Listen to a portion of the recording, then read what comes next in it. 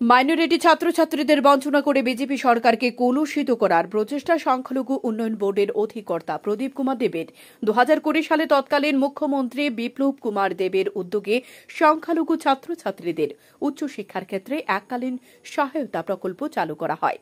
প্রথম বছরে 90,000 টাকা এবং দ্বিতীয় বছরেও 90,000 টাকা দেওয়ার ব্যবস্থা করেছিলেন।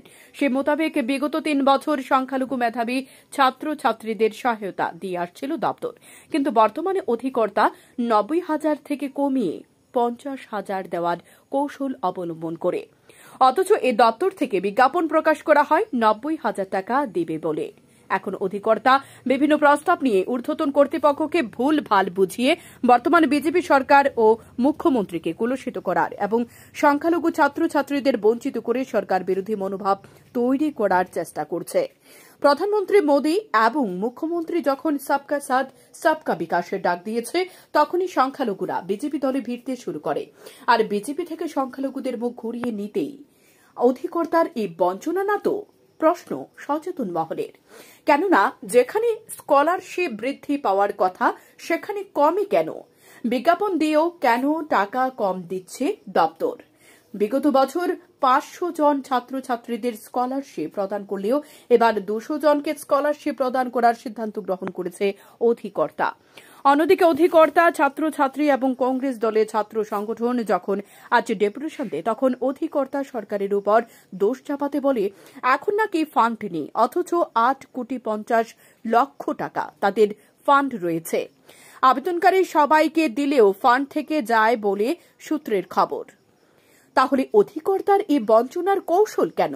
অন্যদিকে যারা দ্বিতীয় কিস্তির জন্য আবেদন করেছে তাদেরকেও বিভিন্ন অজুহাত দেখিয়ে ফিরিয়ে দেওয়া হচ্ছে, অথচ গাইডলাইনে বলা আছে প্রথম বর্ষের সার্টিফিকেট দেখালে দ্বিতীয় বছরের টাকা দিয়ে দেওয়ার জন্য।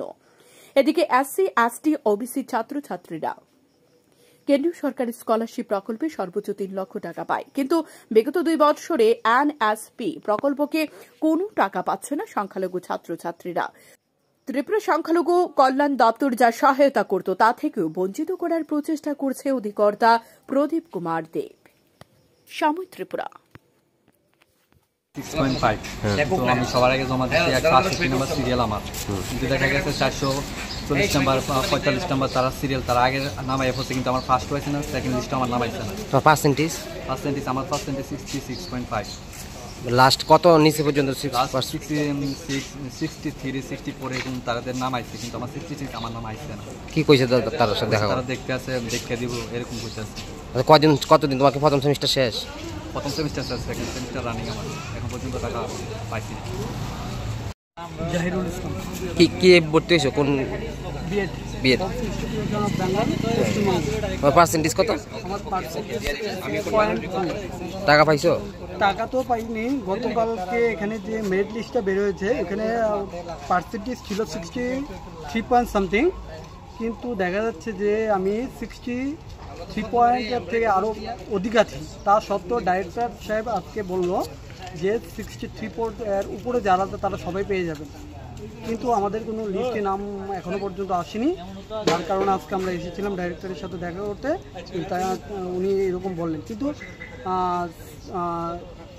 কেশিয়ার যিনি আছেন এখানে, উনি বলেছেন যে উনি আরেকটা লিস্ট আমাদেরকে দেখিয়েছেন যে ওই লিস্ট আমাদের নাম আছে, সেকেন্ড লিস্ট, ওইটা আউট হবে, কিন্তু কতক্ষণ আউট হবে ওটা তারা বলছে। আমাদের কি প্রথম সেমিস্টার শেষ?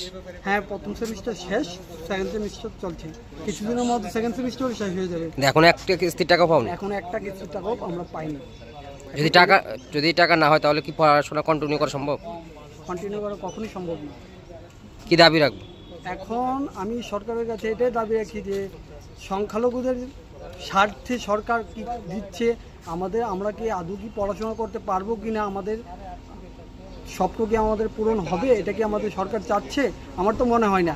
যদি চায় তাহলে তো এরকমটা কখনো সম্ভব ছিল না, যে আমরা যেন আমাদের স্কলারশিপটা আমরা খুব শীঘ্র যাতে পেয়ে যাই। আপনি কি চুল ছড়া, মুখের ব্রণের দাগ, চোখের নিচের কালো দাগ, মুখের ক্ষত ও দাঁতের সমস্যা নিয়ে ভুগছেন? তাহলে আজই চলে আসুন আমাদের সোনামুড়া স্থিত প্রথম ডার্মা ক্লিনিকে। যোগাযোগের ঠিকানা সোনামুড়া ব্রিজ চৌমুহনী স্থিত Pushpa multi speciality dental and derma ক্লিনিকে। যোগাযোগ 9436524473।